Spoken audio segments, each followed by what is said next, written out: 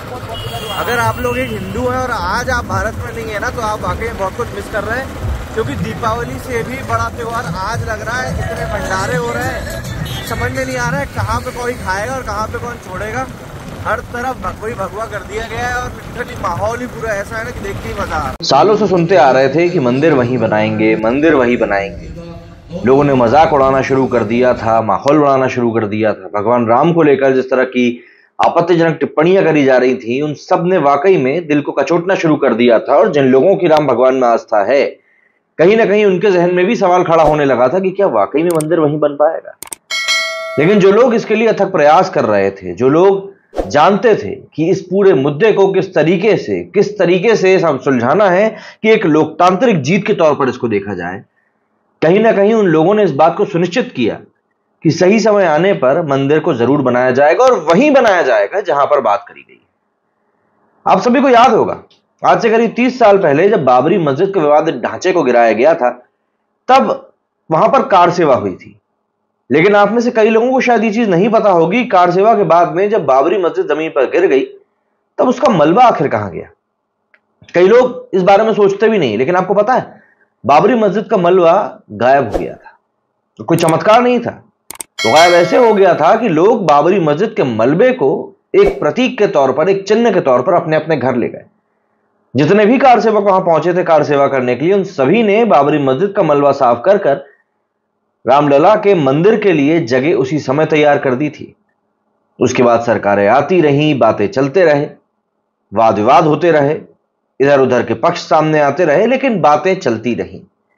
और फिर दिन आया 22 जनवरी का, जब रामलला के मंदिर के प्राण प्रतिष्ठा समारोह को देखने का हम लोगों को सौभाग्य प्राप्त हुआ।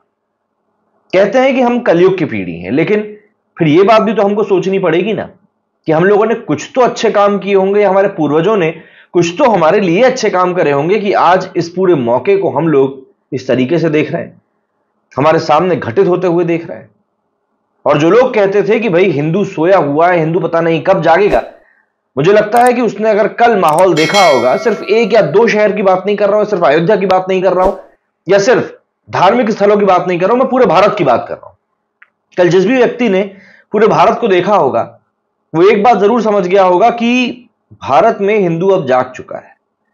जिस तरीके से कल राम दिवाली को सेलिब्रेट किया गया, मनाया गया, हर्षोल्लास के साथ एक दूसरे के साथ मनाया गया, उसने वाकई में भारत की चेतना को एक अलग ही स्तर पर पहुंचा दिया है।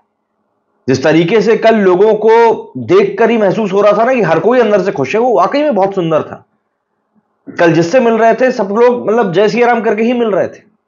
एक अजीब सा संतोष था अंदर, लग रहा था कि नहीं यार, अब चीजें वाकई में बदलना शुरू हो चुकी हैं।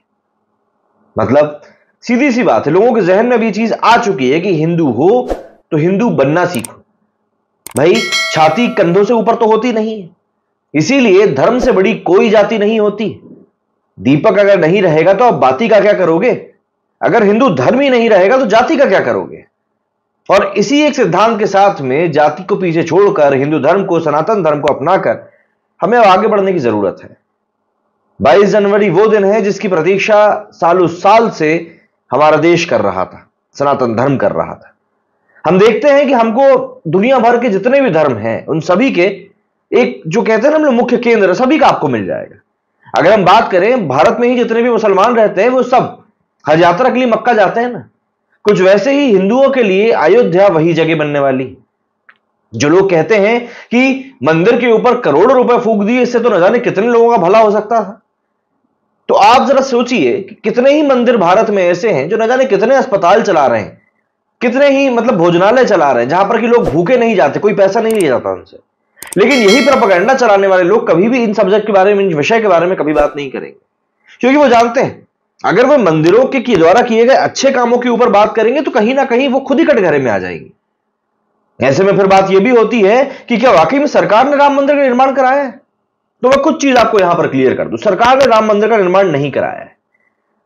जब कोर्ट की तरफ से फैसला दिया गया था कि भाई वो तो हिंदुओं की हक वाली जमीन है, तब यह नहीं कहा गया था कि सरकार को निर्देश नहीं दिया गया था कि जाइए अब वहां पर रामलला के मंदिर का निर्माण करवाइए। ऐसा बिल्कुल भी नहीं हुआ था, ना सेंट्रल को कहा गया था ना स्टेट को कहा गया था। फिर क्या हुआ? यह बात जरूर है कि यहां पर बीजेपी जो क्रेडिट खींच रही है, जो बात खींच रही है, तो मंदिर निर्माण के पीछे बीजेपी आरएसएस का बहुत बड़ा हाथ है।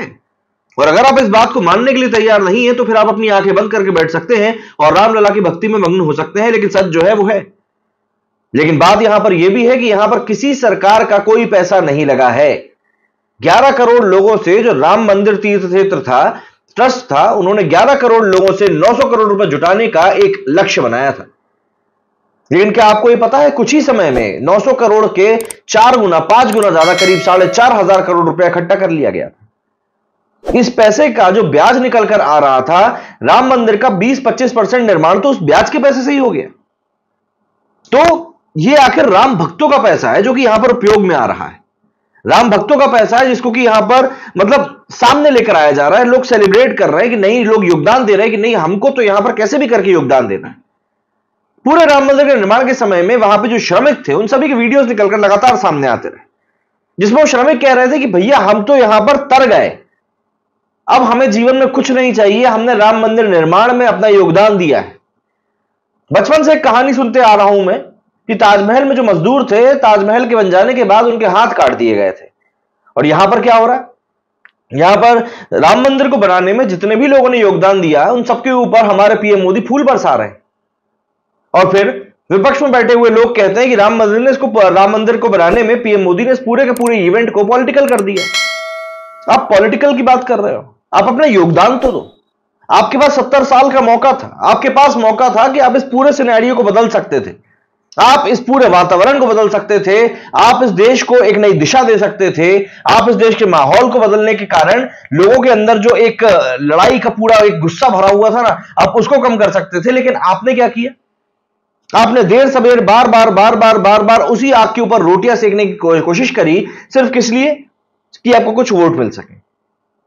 आप बोल रहे हैं कि भाई जो मोदी है वो चुनाव जीतने के लिए ये सब कर रहा है। अरे कर रहा है, बिल्कुल कर रहा है। मेरी नजर में तो बीजेपी एकमात्र दुनिया भर की ऐसी पार्टी है जिसने अपने घोषणा पत्र में जो बातें लिखी हैं, वो कम से कम उन बातों को पूरा करने के लिए कुछ काम तो कर रही है। चाहे आप धारा 370 की बात कर लीजिए, आप ट्रिपल तलाक की बात कर लीजिए, आप राम मंदिर की बात कर लीजिए। बहुत दूर नहीं वो दिन जब यूसीसी भी हम लोगों को यहां पर अमल में आता हुआ दिखाई देगा। और जब कोई व्यक्ति, जब कोई पार्टी ये सब चीजें करने के लिए तैयार है, जब कोई व्यक्ति, जब कोई पार्टी ये सब काम करके दे रहा है, तो आखिर हम क्यों ना जिताएं उसको।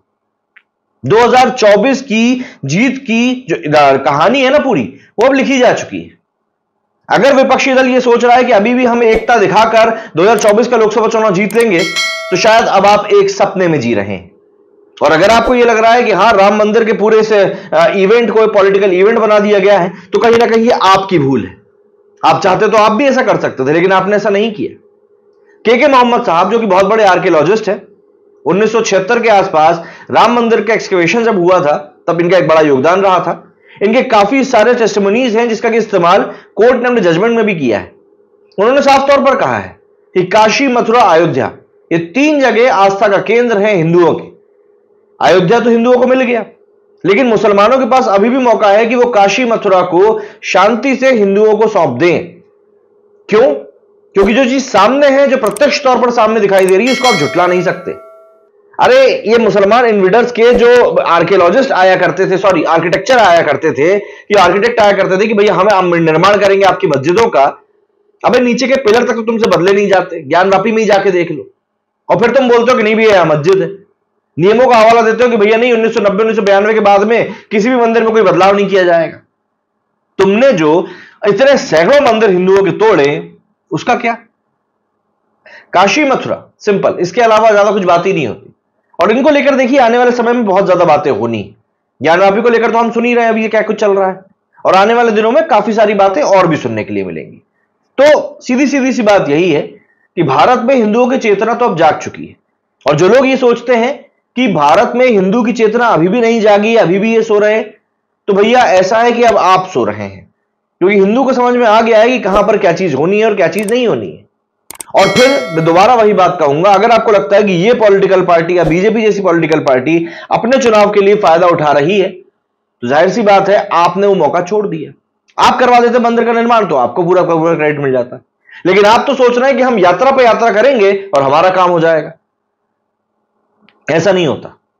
अब चीजें सुचारू रूप से सामने आ चुकी हैं, लोगों को पता है कि कहां पर क्या चीजें हुई हैं और किस तरीके से फालतू की बकवास नेताओं के द्वारा की जाती है। सबको सब चीजें पता है। तो ऐसे में आज की तारीख में किसी को भी बेवकूफ बना पाना तो कहीं से कहीं तक भी आसान नहीं है। एक बात और निकलकर सामने आती है कि आखिर मंदिर के निर्माण होने से पैसा खराब हो जाएगा। क्या इसके कारण लोगों को, इस पैसे को बचाकर हम लोगों के लिए अस्पताल नहीं बना सकते थे? तो आप मुझको एक बात बताइए, हम लोग राम मंदिर की जगह पर अस्पताल, स्कूल, ये सब चीजें बनाने की बात करते, कॉलेज बनाने की बात करते, बहुत अच्छी बात है। लेकिन क्या दूसरे मजहब में जब हम जाते हैं तब क्या हमको मस्जिदों की जगह पर स्कूल बनते हुए दिखाई देते?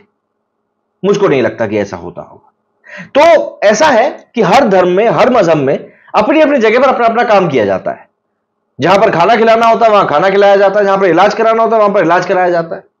तो इस तरह का सवाल हिंदू आस्था के सामने उठाकर आपको उसको चिढ़ाने की कोई आवश्यकता है ही नहीं। और यदि आप ऐसा करने की कोशिश कर रहे हैं तो आने वाले समय में आप खुद अपने लिए समस्या को निमंत्रण दे रहे हैं। आप इस बात का ध्यान रखिएगा।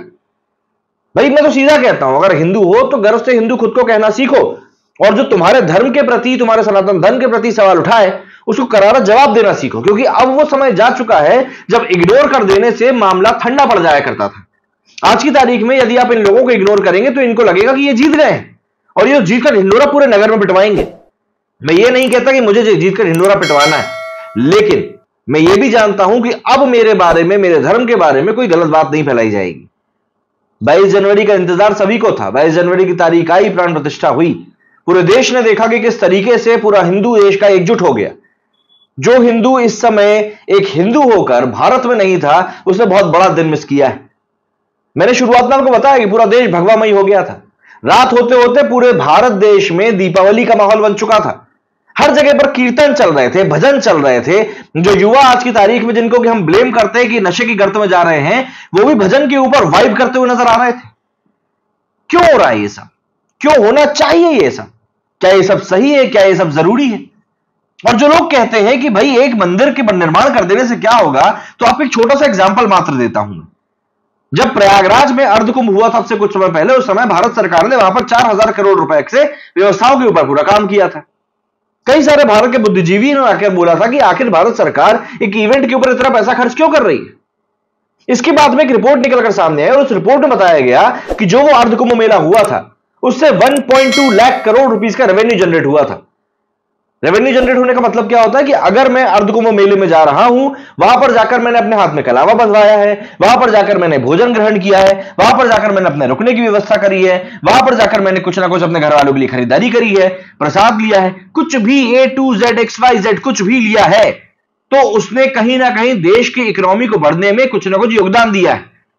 तो ऐसा तो है नहीं कि आस्था सिर्फ और सिर्फ मन से होती है। भाई लोग जाते हैं, पैसा खर्च होता है, 2 लोगों के घर भी चलते हैं।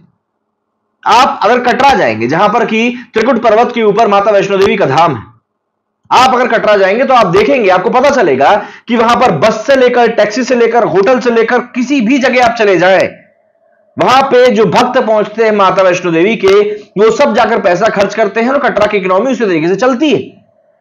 तो फिर आखिर ये बात आप कैसे बोल सकते हैं कि एक मंदिर को खोल देने से किसी की कमाई नहीं होती? कमाई एक बहुत छोटी चीज हो जाती है भाई साहब। सबसे बड़ी चीज है आस्था, और जब इंसान की आस्था की जुड़ाव कहीं से हो जाता है ना, फिर वो जगह कभी भी गरीब नहीं रह सकती। आपको इस बात को ध्यान रखना पड़ेगा। पिछले कुछ समय से भारत में एक चर्चा और तेज हो चुकी है कि अब हमें मंदिरों के उत्थान को लेकर काम करना है। जितने ही मंदिर हमारे क्षीण हो रहे हैं उनके उत्थान को लेकर काम करना है।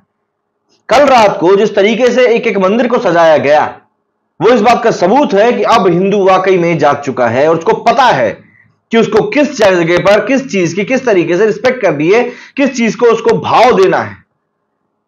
और अगर आपने ये सब विटनेस नहीं किया है तो मैं यही मानूंगा कि आप कल सो रहे थे। क्या कहना है आप लोगों का इस वीडियो के बारे में, राम मंदिर प्राण प्रतिष्ठा के बारे में? कमेंट करके जरूर बताइएगा। मेरे वीडियो फिलहाल इतना ही। जय हिंद, जय भारत और राम राम।